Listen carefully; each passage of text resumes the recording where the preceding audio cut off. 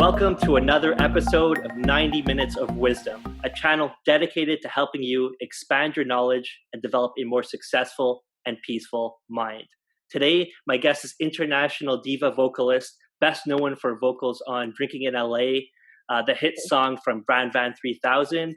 She's also a renowned entertainment lawyer, an amazing person, and a personal friend of mine, Stephane Moraille. Welcome, Stephane. How you doing, Andrew? It's good to be here. Amazing. It's better now. Always better when I speak with you. So I know. Yeah. Cool. So how are you? I'm good. I'm in the COVID, man. Yeah. How about you? Yeah. We're all experiencing this. What we're gonna do is try, because we got to think about the people in the future. Okay, so this is my mentality. The people in the future have already solved this and they're happy. So we're going to mention just a little bit about COVID and then let it go, because they're like, why are these people so worried, right? I'm thinking of the future audience. They're going to be like, why are these people so worried about COVID? Everything's fine now. We have the magic pill and everyone has a chip and everything's good. So I'm an optimist, right? Though I'm an incurable optimist. So I think everything is going to be good in the future. But yes, we are presently in some strange, wild times and kind of stuck at home. Yeah. So, everybody's home. Yeah. So, I guess on that subject, how has it been for you? Tell me some stuff about your experience. I'm a little bit of an introvert, so nothing much has changed for me. If anything, I have a better social life now than I ever had before. Because I can go to the party and I don't have to get dressed and go somewhere. So, other than the surreal, like the ambient discourse about the disease and how fearful everything sounds, I'm fine. My life is very much like it was when I just started my business from home. Back in 2014, I started practicing from home. So I would just work from home and then I would go get my child, but now my child is with me. So it's just the pace is the same. I'm not a big person. I don't need to be constantly entertained, like to go somewhere and be, completely submerged with entertainment. So I'm good. It's just a little difficult these days to set boundaries between work and home, because I kept on working and everything has ramped up because I just think that the ambient panic just permeates every area. So people just, if they worked hard before, they work doubly hard only because they're trying to cope with Yeah, for sure. And this is where it becomes a great opportunity in it, a great gift in it, where you have a chance to kind of look because you're at home, you're like, okay, like you can look inside. You have, as you said, you have less distractions, you have less things. Then to kind of look at internally in your mind, having those things where you have to overcome that fear, right? Overcome that fear and have love-based decisions over fear-based decisions. I think this is the first thing I did. Like when it first hit me, the first 2 days, it was like it was everywhere. It was on the TV. It was in my mind. It was just a lot of anxiety and a lot of panic. And I just kind of decided from the very onset of the event, that I was going to tame that aspect of my life. I was going to try my best to keep at bay fear, to keep anxiety at bay, because this is the definition of an event that we cannot control. No one has control over that, and our whole society is constructed in a way that gives you the illusion of control. And for the very first time in a very, very long time, people just realize right now that they control nothing. A person who's very, very dear to me says often, let's have a normal day. We're going to have a normal day. So like the normalcy, the equilibrium, what I can do for my child to have a really, really happy day from the beginning to the end. I kind of endeavored to find within myself the possibility of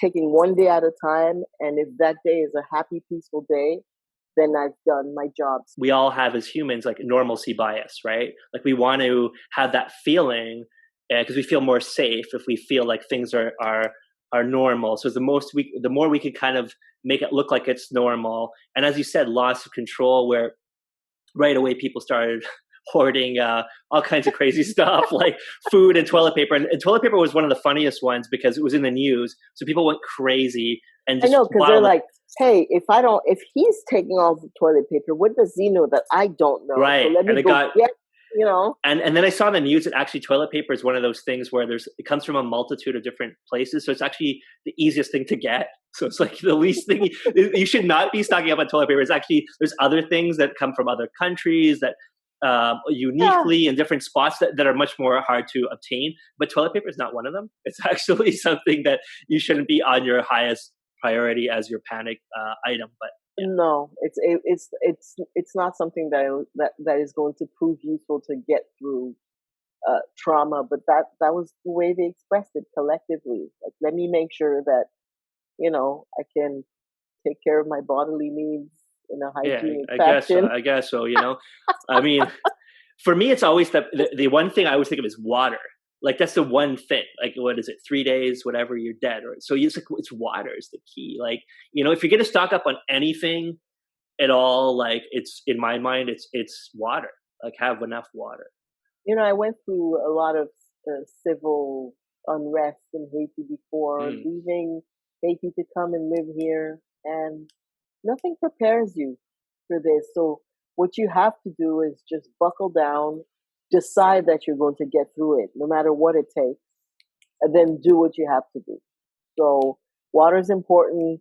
You don't have security concerns here. You don't have to barricade your home and make sure you have enough munition to last. Right. Well, that's the other thing that happened in the States was everyone bought guns.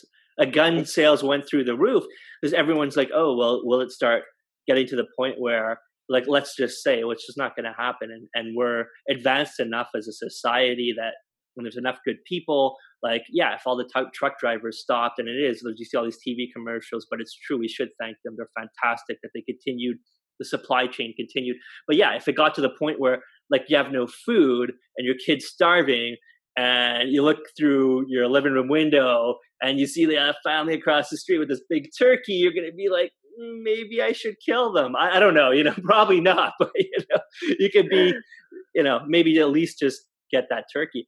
On day 2, I was like, my God, all my friends are going to starve. They can't go play anywhere. And funny enough, it's like the biggest of irony that they're the least paid, least well-paid, least respected in society. And they're the very people we turn to for solace. Everybody's listening to music right now. Everybody's binging on Netflix. It's the artists that are saving their day. Exactly. I saw a quote like that's also I couldn't agree more. They're like, okay, you know what? You don't want to pay artists. Don't listen to any music. Don't turn on a TV. Don't watch a movie and see how amazing your life is. You know what I mean? Everything we take joy from is from the arts. That's where the joy comes from. They testify to the world every day. So it's a big concern to me about it. I'm thinking, how am I going to? I mean, I'm one person, but there has to be something that I can do to improve the situation so that the artists are not always last in line. Yeah. It's always. I mean, unfortunately, it's always been. It's always been the history of music is underpaid and overworked. Yeah, but remarkably, fees have gone down. Artists get paid less now than they were 20 years ago. What happened? You got people buying avocado toast for $12, and one designer beer is $14, and you can't pay a musician properly. Yeah, like what? So it's a question of priority, I think, and also maybe they don't realize how much it takes, how much mastery and patience and volition it takes to master an instrument, to master your art. So for sure. It's something that we have to do better, because this is what expresses who we are as a culture. Like when you think of a country, first thing you think is what they eat, what music, what they, like it's the culture. Yeah, no, absolutely. And then just on that point, exactly what you're saying is that when they look in history and they look at civilizations back and they start like they look at the artifacts and they can actually, they say how advanced the society was by those things, by the arts, by how much dance they had, by how many other things, right? And even animals, like dolphins are my one personal favorite animal because they're like the smartest and they have playtime, right? Yeah, And that's I know. I right? love them. They have playtime, so it's like those kind of things. By having playtime shows their superior intelligence. So why is that? And then if you look at different cultures, so that's, I think it's super interesting. And there's this thing where it's undervalued. And I was having a conversation, she's just yesterday, and saying that when you're an artist and growing up, your parents are introducing and they're talking within themselves and they're like, so and so's this, so and so's that, and you say, oh, my kid's a singer, or my kid's a musician or a producer or a comedian, and how they're like, the natural reaction from the other parent is like, oh, okay, that's great, so well, when will they be going back to school, or when will they be, which is really like, it was always like hurtful for me. But for you, and that was like segueing in, is you're also a lawyer, right? Which is amazing. For that very reason, there was no, when I got accepted into law school when I was very, very young. I'm old. You're still young. Take off those glasses and show everyone. Okay, show everyone just how amazing your skin is. No. The skin of it. Come on, it's a podcast, so like people can't hear it on the podcast, but on the YouTube version they can see. So give us a 5-second to show. Look at this. My God. Okay, thank you. So it's too bad for the people listening that they can't see that. But anyways, you have the skin of a 20-year-old, so good for you. So I had to throw that in. A lot of water, a lot of rest, a lot of stuff. So I was also accepted in jazz studies, and it was such a traumatic experience because my father was like, I'm going to disown you if you're thinking of going into jazz and singing Hi Sweetheart, and instead of going to law school, you're gonna. Of course, he didn't have any money to disown me in the first place, but it was just I come from an immigrant family where there's like 3 jobs. You're either a doctor, a lawyer, or an engineer. So I had to. Yeah, that's it. There was I had to just do that, and then I didn't know what to pick because none of these things interest me really. I picked being a lawyer because my grandmother was a lawyer. Oh, wow. Okay, I didn't know that. Nice. And then I turned out to be a good entertainment lawyer. I don't know if you ever saw this. I think it was In Living Color. Do you remember that show? Oh my God, that was my show. Okay, that was before everything. I had a boyfriend who lived in New York then, and he had to tape the show and then sent me the show by mail so I could get the the show to watch it in Boucherville. Okay, amazing. So, there was this skit. I don't know if you remember it, and it was like this Haitian, I think, portrayal family, and the father comes home and he's like to his son, and he's like, what are you doing? He's like, I got 2 jobs, and they're talking. Oh, they're Jamaican. Yes, Jamaicans. Yes, they had every job possible. You go, man, I got 14 jobs. I got 14 jobs, man. Yeah, that was the best. It was like if you had like 3 jobs, you were like a slacker. Like 5 jobs, man. I got 14 jobs. Like, what are you doing? That was such a funny skit. I don't know. That was so. Yeah, that's the way it was with immigrant families. Like you had to work hard, apply. They left their country and they made incredible sacrifices. Like families come here and they forget everything they ever had in their country, whatever status they had, whatever they had accomplished then, whatever they had, they put it behind and then came here to make a life for their children to be better. So there was no loophole in the contract. You had to do well. You had to succeed to make their sacrifice worth it. And I remember at one point I was so tired of being was I a law student then? I think I was pre-med. I don't remember, but I just couldn't take it anymore. And I left and I went to be a professional dancer. And then I couldn't tell my mother. Wow. I didn't tell her for the whole year I left school. I would leave every morning, and then I would go and practice all day and everything, and come back, and she thought I was in school. Wow. Then, of course, what happened was, it was a great lesson in showing me how the world worked. You know, it was really, really, when you're very young, you have a lot of ideals and a lot of dreams, and it kind of drilled into me that school is your only way out, because you don't know anybody. Nobody in your family has enough money to put you up in a fancy job.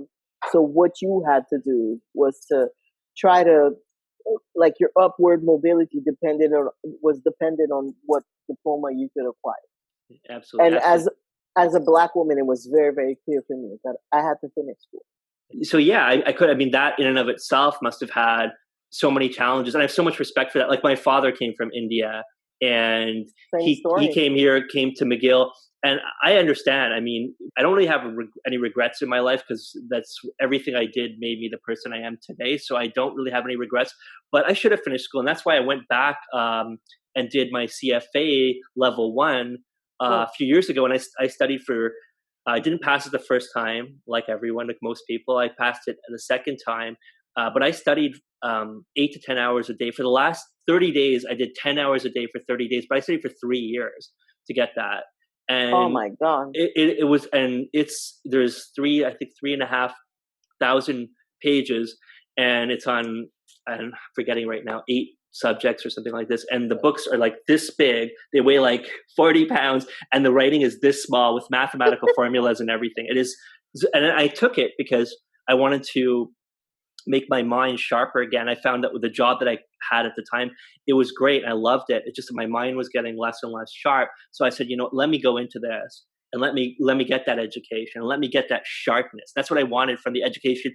It was funny, every person I met doing the CFA, they were all bankers, and because they're or in finance, or like in some form. So everyone would talk to them. We'd have study groups, and I would be like, yeah, I'm a musician. And they're like, what do you? What? Yeah, they're like, which firm do you work with, and which bank, and which accounting thing? And I'm like, no, I don't. Like, I don't. And then they're like, well, why are you like doing this? Like, why would anybody put themselves through this? And I'm like, well, because I want to make my mind sharper. And I looked online, and it said it's the hardest exam to do. That only. Wow, that's remarkable. Yeah, only 40-something% of people can pass, and 50-something have to fail. So it's a competition too. Yeah, and it's like the bar. Yeah, right, exactly. So it's like heard. Right, so it's in that league of the bar, and having your MBA. So there's 3 levels to CFA. I passed CFA level 1. I didn't go for 2 or 3 after. It was just like tapped out. But it was a 6-hour exam. It's 3 hours, 1 hour break, and 3 hours. 6-hour exam. And at the end of the exam, you just feel like somebody just beat you silly. Like, yeah. I went to drive my car away, and I literally had to take like 5 minutes because I couldn't even remember how to drive. That's how difficult. Drained. 6-hour exam, yeah, just beat you up. Anyways, that was cool. That's remarkable, and having really big goals is important in life. But what struck me was when I finally got to one of my goals, I didn't feel fulfilled. Like, I had this conversation just the other day with a good friend of mine. She's a life coach. She's really successful. She works with executives and everything. And she told me, well, you could have that level of fame again. You were on tour, and you were with big record labels and everything. I'm like, what they don't tell you about that level of success is that you have to split yourself in many, many, many different pieces to give yourself to many, many different people who want to hear you or see you. So yeah. You're on tour for like 3-4 years of your life, just going from town to town, giving a piece for yourself, and you end up living a life that is devoid of meaning. You don't eat well. You don't have a home. Having a relationship is very, very difficult. Having a family is out of the question. So for a very, very long time, like the things that really, matter for me were put on delay. When we met, I was still, but but when we met, I was just like, I still hadn't started my life yet. Right. Like you like you know, say, it's like a pause, like you're hitting pause and you're for a giving. long time. Right. And you're giving to everyone else. And that's again what like kind of ties into what we were talking about before about the appreciation. Like, do they understand like what you're giving up and what you're putting in? You're putting in a piece of your heart and soul to each performance and each day to create those songs, to be out there. And Exactly. It takes yeah. a lot. It takes a lot. It's like almost like it's a big sacrifice. So, yeah, that is, so for me, what it made me realize is that having a lofty goal is really, really good, but that's not where you're going to find your fulfillment. Like your fulfillment has to come within the little things that you do every day, like how you take every day to make it as peaceful, as humorous, as productive as possible. You know, and also do you take enough time to rest and take care of yourself? Yeah. And that's one of the things. Like I have a lot of people calling me going, man, I can't get up. I can't get out of bed. I'm not able to. And that's because of the ambient, the constant fear. Um, like the present situation is riddled with fear. Everybody's afraid for their job. Economically, they're afraid for their integrity in their body. Their mind is being bombarded with fearful information constantly, and no one is talking about um, what can you do right now to improve your immunity? Yes. Because this is not. No, for sure. But you know, but you said the key word right now, right? So I'm a bigger believer in doing the best you can with what you have right now. Okay, so and building from there, and then the power of now. So as you said, anxiety about the future, worried about what's going to happen in my job, worried about these things open up. Will I be able to get that? Will I be able to provide for my family? Will I be able to? And you know what? But that's all and then it's natural and it's human, but the thing is we have no idea. So like it doesn't serve you to put power or energy there. Okay, it doesn't serve you. It's natural, but it doesn't serve you because it's not in your control. Okay. It's two things. I feel really, really silly right now, having worried so much in the past, having projected myself in the future. It's so much because look at where we are right now. No amount of worrying that I could have done in the past could have prevented what is happening right now. So this is the prime example of how useless worrying is. Of course, you know what? There's a great, yeah. From Oprah, Oprah said, and this was in an interview with Oprah, and she's the master of all interviewers. She said, they asked Oprah once, if you could go back and tell your younger self one piece of advice, what would it be? And she said, I would tell my younger self, not to worry so much. Yeah, not to worry. Number one. Yeah. I am so good at worrying, you have no idea. So I had to kind of make a concrete decision about how, and this is the first time that I'm really, really successful. I kind of decided I'm going to train my mind. I'm going to do what is good for me. The little things that I can do right now to boost my immunity, I'm going to do every day. Drink more water, try to get to sleep, take a walk, get some sunshine, exercise. I'm exercising more than I ever had in 20 years, honey. So, so I'm doing like those tiny things, and I recognize how when you're in the thick of things, you don't have time to worry. You got to do so. I'm a big believer in not worrying. I think worrying is a waste of time because it's the same anxiety and depression. Anxiety, worrying about the future, depression, being stuck in the past, powers in the now. So understand what now is, and of course it's natural. You're going to have these thoughts that are going to come up and these worries. Everyone does. So do I. But you say, let's give it no power. Let's give it no things. And you said it's beautifully before, is saying, you know what can I do to help myself? My immunity system, and what can I do to serve others? How can I serve others? How can I make this a little bit easier for other people, a little bit nicer? How can I support people? Where can I give? Where can I put my focus and my energy to have a better outcome and have more compassion for other people? Yeah, absolutely. There's a thing, and then when you have a little one, it kind of puts things in perspective. He's there, he's in the house, he's happy.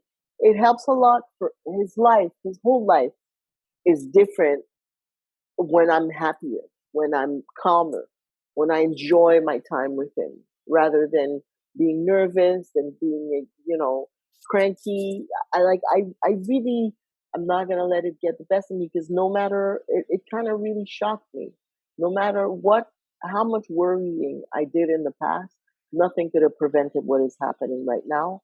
What's the point that they say, like, it's worrying is about a outcome that 80-90% probably won't happen anyways, right? Like, I felt very silly. I felt very, very silly that I worried about so many things that never happened, and I forgot to worry about the COVID. I forgot to worry about. There's a bumper sticker for you, Steph. I forgot to worry about the COVID. I worried so much about so many things, and then except the COVID. I couldn't worry. I couldn't make that one up. Exactly. So, honey. When has worrying ever helped? When has it been like? When have you ever said to yourself, you know what?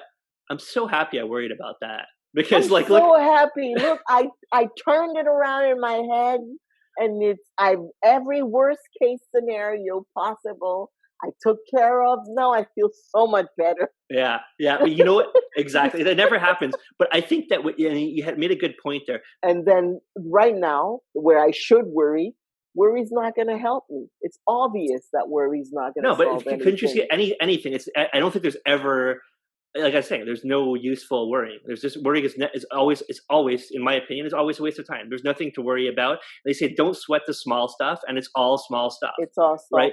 So in that respect, this is where I come back to what we were talking about. It's like I say, okay, today I have today. My kid is safe. I'm home. We have enough of everything. Thank you, God. Because I'm one of those women, when my kid is thirsty and I give him water, I thank God. Because I remember when I was in Haiti, I would see these mothers and these very, very young kids with like this plastic container on their head, walking for hours trying to find water for their daily needs. For hours. So I would sneak water in the back, and then my grandmother caught me, and I got told off. And I remember that, like, that marked me. Like, I remember thinking, but this is water. They need the water. Why are we denying them the water? Why? I mean, it's so hot outside. It made no sense to my 11-year-old mind. So when my kid is thirsty and he needs a drink of water, and I give it to him, and it's fresh and it's there, and I never worry about it, and I don't have to walk 3 hours to go get it and beg someone to give me water, I thank God every day. So with that predisposition, I say, okay, I'm going to try to give him a little bit of homework. I give him healthy snacks. I eat healthily. I do my best at work. I lift the mood up every time I can. I'm able to, and it's appropriate. I lift the mood. And then I'm going to do my little 15-minute of whatever exercise I can do, because I can't do much more. And then I'm going to go outside. I'm going to make sure he gets fresh air, make sure he gets sunshine, and make sure he laughs a lot. And we're going to go to bed, and that was the day. That was today, and then I'll do it all over again tomorrow. So when this thing wanes over, I don't know what I'm going to do, but I'm going to do it. Yeah, that's it. Well, look, I'll tell you right now, I'm so tired of hearing about it, of talking about it. And I know I'm just like, I make my videos. I didn't make one video on it because it's annoying to me. I must say it's annoying. Okay. Because you turn on the TV, every commercial, everything, you can't even watch 5 seconds.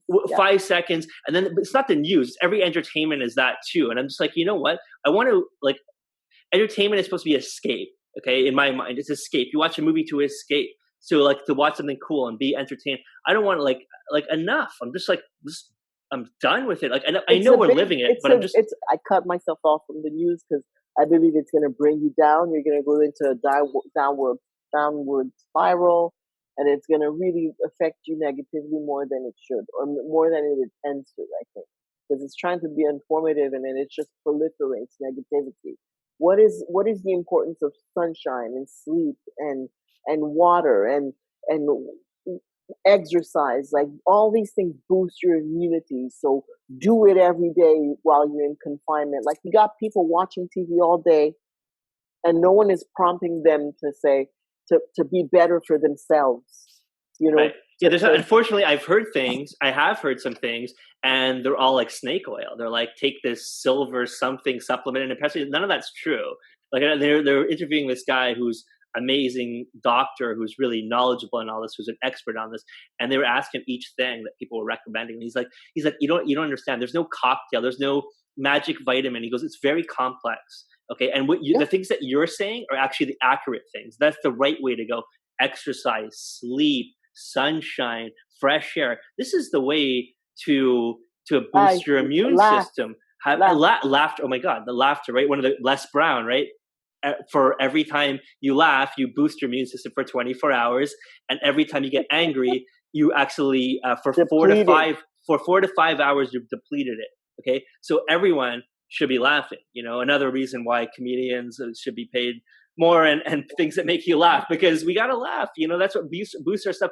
Don't look at the magic pill. Yeah, wash your hands, of course, and put your masks and whatever you want to do, gloves, whatever you want to do, that's fine. But there's no cocktail of pills right now that we know of that's going to just magically boost it. But all the habits that you had mentioned, absolutely. I think this is the wisdom. I think the wisdom is, how are you going to empower yourself in a life that is riddled with unpredictability? What is empowering for you? What gives you power?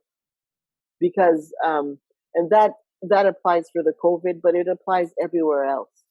Where are you going to stand? What is going to be your standing ground for yourself to be propelled forward positively, in a positive fashion? Like, what can you do right now? What is within your power that is going to increase your influence over yourself and over your life events?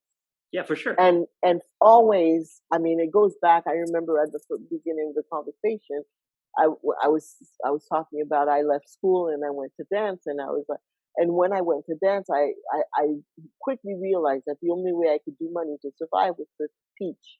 And then when I went to teach, I was like, okay, I'm teaching in the same place for the same amount of money than this woman who danced professionally for 20 years. Mm. So that right there was evidence enough for me that I needed to go back to school to get some diploma that would allow me to make a better living, because she was a single parent, and it was hard for her to make ends meet over the salary that she and I were making at the same time. I'm not saying like all the things that presented in my life presented themselves. Like there is no meritocracy. There is a lot of impediments if you're going to be a Black woman and you're going to want to be a successful lawyer. It's not going to be easy for you. You're going to work harder, make less money, they're going to give less credence to what you have to say only because you're a Black woman. But none of these mattered, because I decided to put myself into a position where I would do what I could to gain control on my circumstances. What is within my power is what I'm going to exert to get through this. And they're very, very little tiny things, like, for example, meditate, quiet your mind, reach out to people that you can help, all the things that we've mentioned in order to have some equanimity in your day and be just a good, stable parent, a happy parent. But during the time that we're working, let's make it positive and let's make it productive. Yes, I agree with that. For sure. Well said. I believe that, doing the smallest thing to the biggest thing, do it right, put your whole heart and soul into it, and do the best job. So they say like little habits lead to big habits. So they say like washing the dishes, wash every last dish, or like I should say for you, doing the laundry, do every wash. I seem to always call you on laundry day or something. It seems like you're doing behind every important man, there's a great woman, and behind every great woman, there's like 5 piles of laundry. Because every time you're like, I got so much laundry. You must have the cleanest clothes on the block. I'm telling you. Honey, I run a clean house. No doubt. But on that analogy, be like, wash all your clothes. Like, don't just say like, this is probably what you do, right? Because you don't say like, well, I got 4 loads of laundry. I'm going to do 1. I'm going to try to stretch it. and I'm going to wear my socks twice. And like, that's not the way to do it, right? So do the little things. So the analogy I usually give is washing the dishes.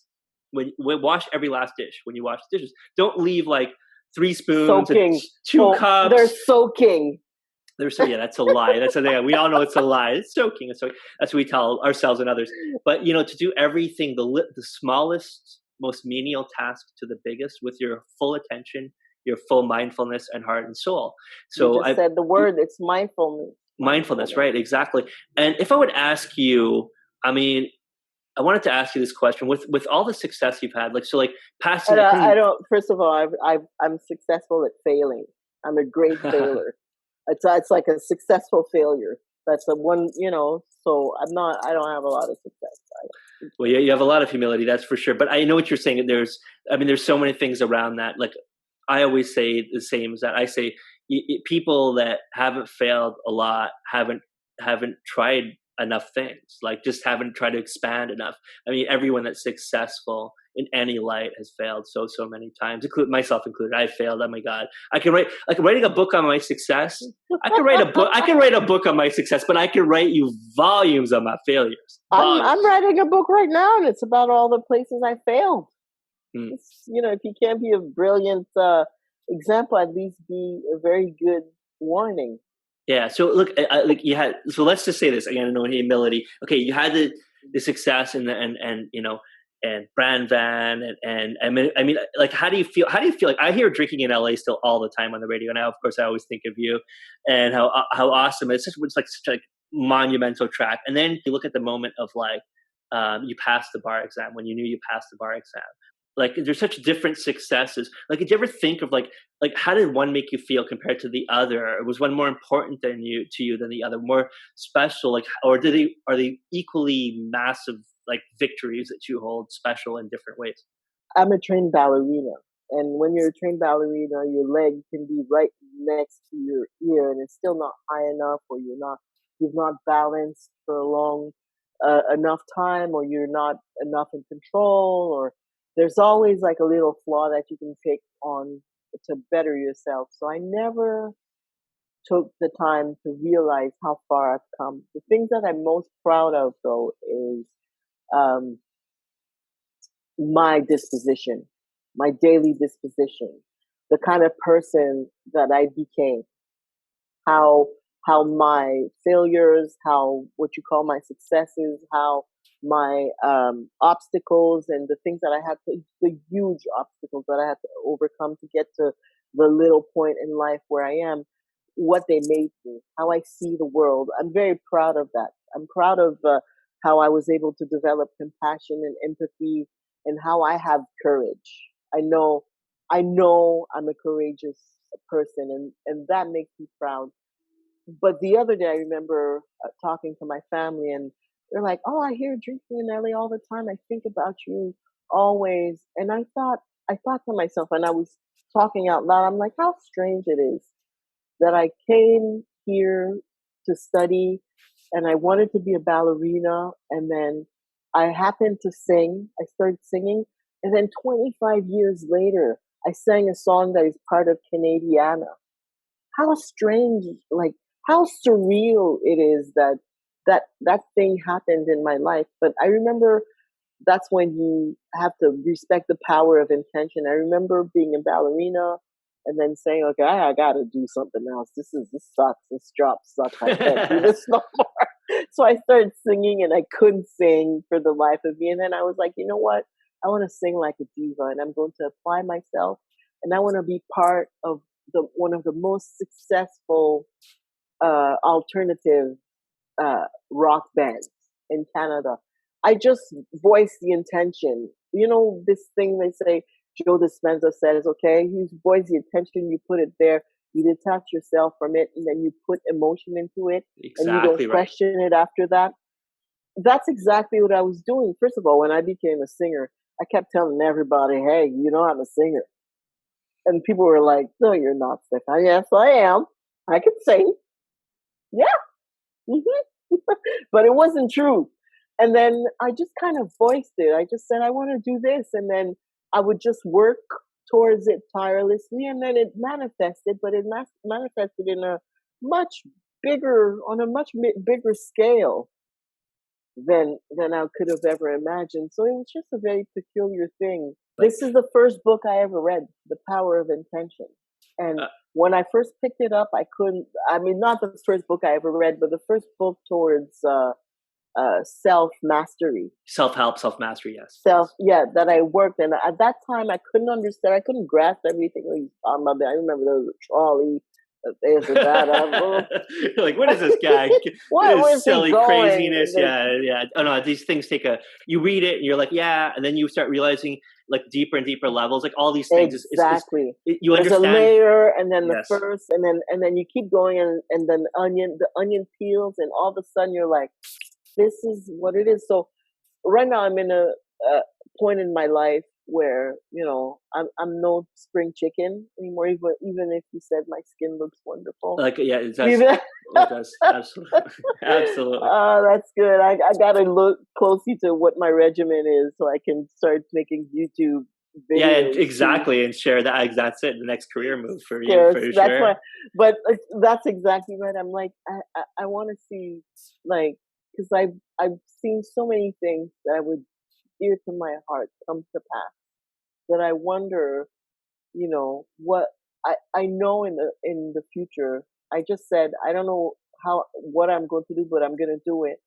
How am I going to be of service further? How am I going to give back from my point of view, and how am I going to continue living a happy life?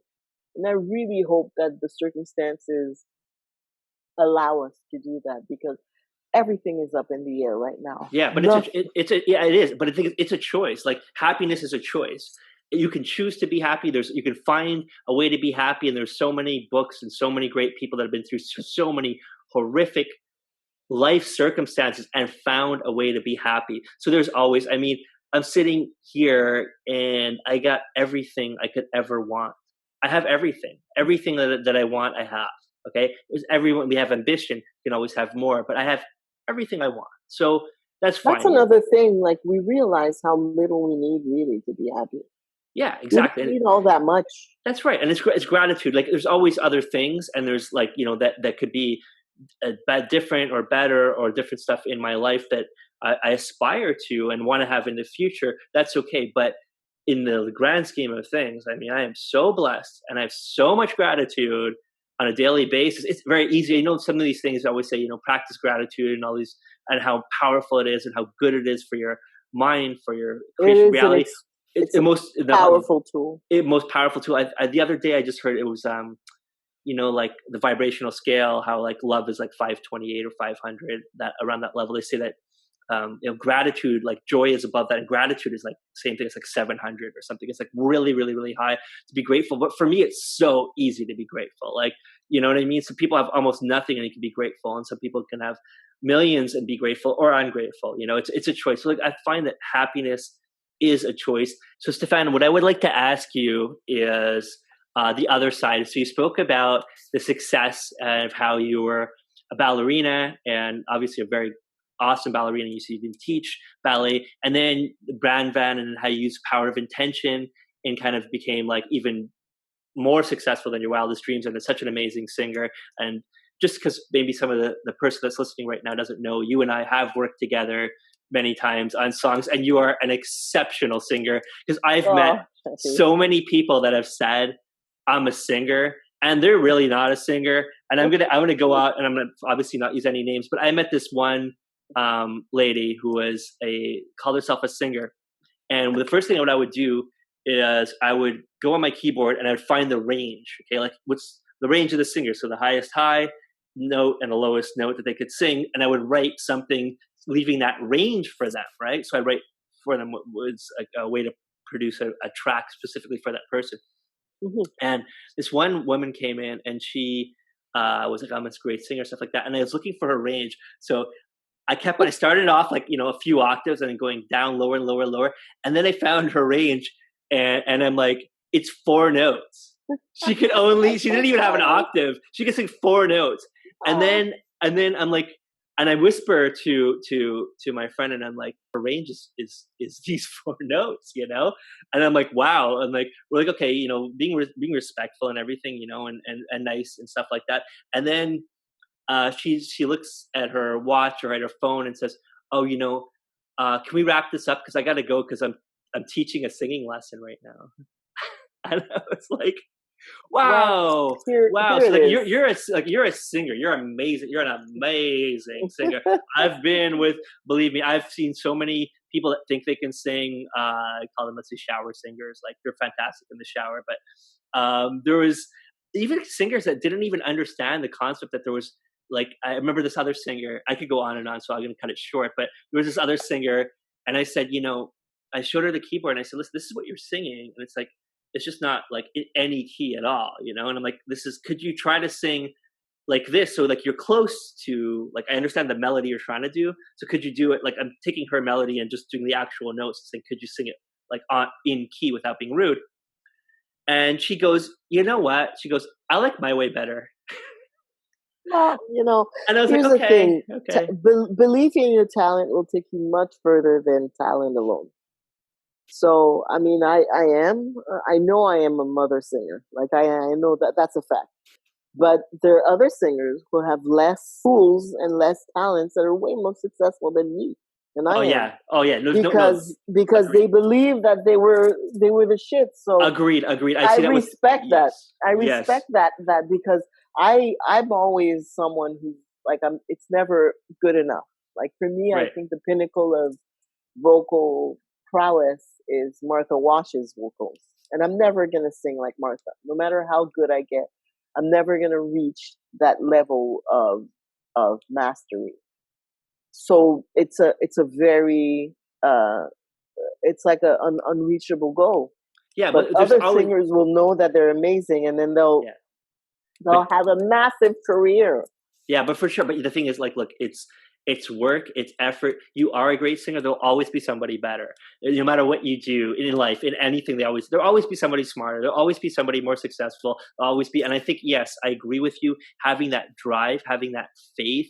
I've seen music producers, especially in hip hop, the beats are so bad, and they're like the biggest songs. Like they got because actually it was the rappers who were really, really good, and the producers and engineers who worked the track and stuff like that. But anyways, what I wanted to ask you, just to go back before I forget, was you were talked about that success of, and that was really cool about the power of intention and the success with Brand Van. But then I wanted to ask you how that kind of paralleled, or how you could compare that to the success of passing the bar exam.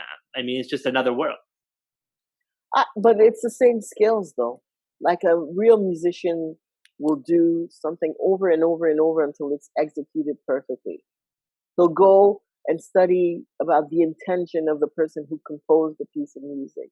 He'll understand what the context is for that piece of music to have been created. He'll apply himself for hours, and that's studying law is exactly that. It's putting things in context, understanding what one interpretation of those facts are according to the body of law that is available then, and then doing it over and over and over again until you kind of understand the way, the philosophy, the way it thinks.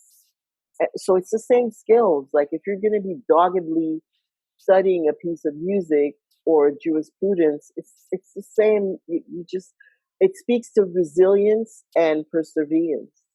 So it wasn't any different for me. That's great. That's great. So it's the same, the same skill set. I can't, I can relate in a certain way, but not to that level. But in a certain way is when I did everything I do, even when I was doing my CFA, I was looking at stuff and I would break it down into music. And somebody very wise, when I was, he passed away, quite a few years ago, very, very wise man. And he told me that he was a second uncle. And he said to me, know one thing really, really well in life, and you'll always be able to make analogies to other things and understand deeper levels of other things. So you should just master one thing. And for me, it was music. So by understanding music, I could understand and make parallels and say, oh, that's like that, or that person's unhappy, so they're like out of key. That's okay, Uh, so So you just have that perspective on everything. right, and vibrational levels and life and stuff like that. So saying that stuff, okay, well, it's like you said about each day, and like so some people say each chapter or each season of your life is a lot of people, which is very cool. And each chapter of your life, and I look at each song, it's like a compilation. Like your life is just this music compilation. You have sad songs and happy songs and these different parts in your life, and to be okay and be fine and enjoy each one. Like try to cherish and learn from each one, even when you're in that sad song. I remember when I was creating the life that I have now, nothing was coming together because I would sing and then I would study law and then I would practice and I wanted to be a renowned vocalist. I wanted to be a respected entertainment lawyer, but it took a really long time. So I would envision my life and it looked like a tapestry, like a little bit of blue here, a little bit of red there, a little bit of green. Like I would just color each corner and each color separately. But then I knew that at one point it would look like a beautiful work of art because this is where I was going. So it's kind of, and then once I became a lawyer and then I got my first shot in a good firm to get some good skills, I started growing. I was like, okay, I know music law really well, but I'm not going to stop there. I'm going to do film. I'm going to do television. Then when I knew film and television well enough, I would stay in this firm and I would realize I still have to grow. So I left. Then I found a mentor who had like 25 years experience. And then after 7 years of practicing, I realized that I was really finger painting. Like it wasn't at the level that I could Wow. practice. Wow. So, but you have to have a lot of humility because here you are, a big shot lawyer, really well known, 7 years in a practice, and then you start working under a mentor, and you're like, wow, this person, basically, the way she practices, she hears other people talk, and this is what she hears. Like she's gonna wait for them. She's like a ninja. She's so fast. She just waits for you to get to the point where she's already ahead of you, and then she's like, "Okay, let's get it done." So when you want to reach a higher level, you have to have the humility to recognize that yes, you've made a lot of efforts, but it's not sufficient. You mentioned so many cool things. You mentioned the power of intention. You mentioned meditation to keep yourself grounded. You mentioned, the perseverance, the way you're disciplined to get those goals, to achieve those goals, and stay focused each and every day. You just mentioned so many amazing, like what makes you an amazing person. And I know you have so much. You're so humble, so you always get like, no, I'm not. Like I'm a failure, but no, you're like an amazing person. What would you say as like if right now just to some advice that you would give for like that person that's maybe younger and looking and saying, well how do I I want to achieve this, I want to do that, what advice would you give the listener? You have to respect the grind. Like you have to know that it's a lot of hard work. But if you want to bump up a level, you won't have to you have to furnish the effort, like do the effort, make the effort to master something enough so that you are established, so you have the skills to back your claims. So it's you have to have a work ethic. You have to maintain a humble heart. You have to like the way you are with your success. Like you have to. What I love the most about people is when they carry their power lightly, where they're immensely powerful and they can raise one finger and change something, and then they're agreeable, they're wonderful, they listen to you, they want to know what you think. I really like people like that. Whereas I found that I met some people who had maybe not a big claim to fame, but who were so filled with themselves, with their arrogance, and who just walked around like they actually, they're Thanos or something, and they got the last rock to put in their glove, and they're going to destroy your galaxy. That's what I admire. I admire someone who respects himself enough to be respectful towards other people. And what I know for sure is no matter how small the person or unassuming that person is, she always has something to teach you. Listen. Even if you know the 7 things that somebody just said, There's always a little bit more, like an eighth thing that you didn't think about because you don't see the world through their eyes. So listen to people, listen to listen. They have a lot to teach you. Little kids, they're the best teachers of all. The other day, my kid wrote, "The power of nothing is so much more powerful than everything and everything else." I'm like, who is this kid? Should I be afraid or happy? Like, what's going on here? You know, like the power of nothing. And that's quantum physics. So, I mean, just listen, just work hard, put your head down, develop a work ethic. And then once you get there, you're going to realize that there's like a higher and higher level in every category. So every step, be happy where you've gotten, because if you look at how far you need to go, you're never going to reach that level of happiness. And for me, for a long time, I lived my life like that. It was like one goal after one goal after one goal.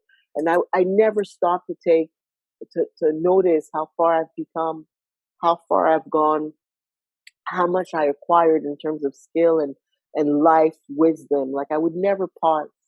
And then at one point I started doing that, and things just started happening almost by themselves, because I was in a state where I was just really appreciative of the things that I had. And I don't have much. Like there are people right now like slinging big deals who are in big positions and everything, but I know where I came from before. Yes. I know how far I've gone. That's amazing. It's amazing. I get what you're saying, because it's one of my favorite quotes is from Einstein, that you get what you're a vibrational match to, basically, right? It's nice. This is physics. This is a fact, right? So what you vibrate Tesla at, too. I'm a big fan of Tesla. Right.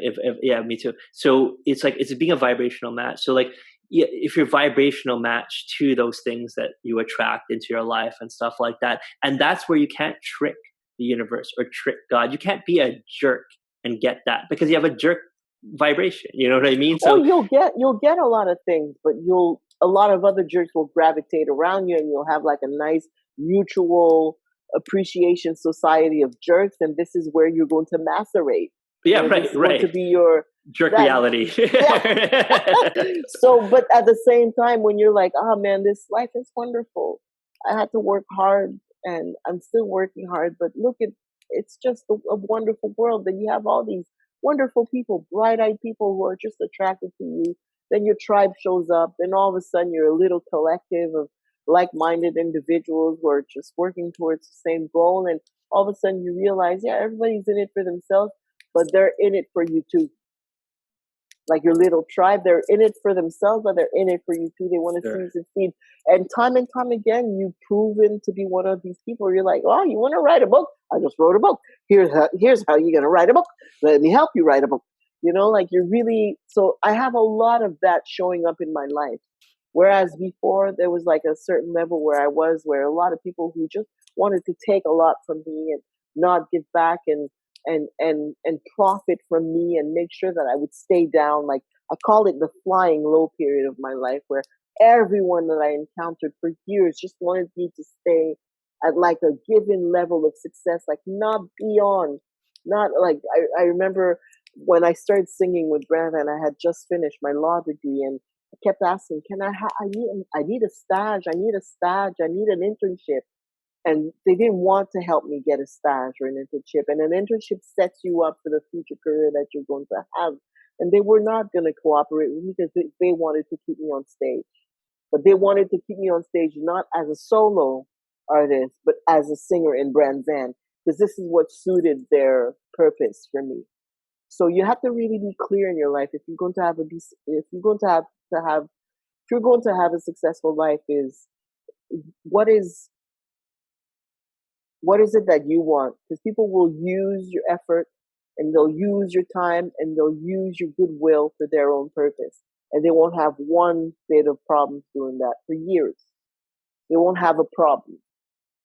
So you have to make sure that you're clear on what is important for you and how you want to live your life. Exactly. Well said. It's the intentions, as you said, your tribe, who you're surrounded with. People pull you up. You and I often have this conversation, and I say one of my things I like to live by is what's in it for you. That's how I look at it.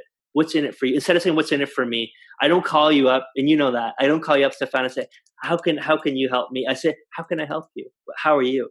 But genuinely, right? You're one of the rare people. I have people calling me all the time for, I need this, can you help? And I do help, because you know what? If I don't give back, I'm in a position to give back, so I'm happy to do so. No, but you're one of the rare people in my life who are like, hey, so how you doing? And what can I do for you? So I do sound exactly like that. That's You're a good really impression. Cool. It's really a good cool. impression. But yeah, that's nice. I mean, we have a great friendship, and I very much cherish, cherished, very cherished friendship with you. Really you're cool. my buddy too, man. Awesome. So, let's wrap. I was going to ask you any last thoughts. Let's wrap this up. Any last thoughts? I'm super proud of you that you get to talk about things like that, and you're doing your podcast. It's super cool, man. I'm proud of you. Thank you so much. That means a lot. Thanks for having me. Oh, my pleasure. My pleasure. Okay, so with that, I will wish you a successful and peaceful mind. Have a great evening, and we'll talk super soon. Okay. Amazing. Okay. Have a great day. Thanks for having me. Okay. Bye, Stephane. Okay. Bye.